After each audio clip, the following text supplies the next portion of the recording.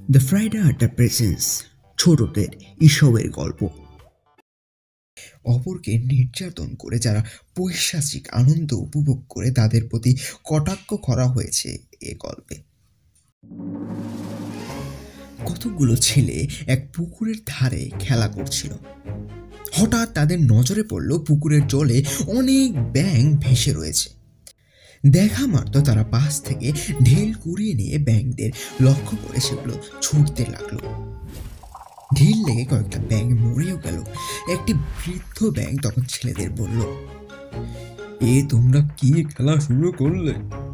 তোমাদের কাছে এটা খেলা বটে, কিন্তু আমাদের হচ্ছে এতে মৃত্যু।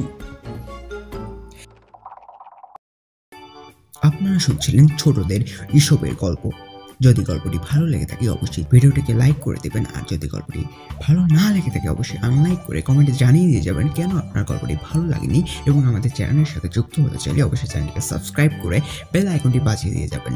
ধন্যবাদ।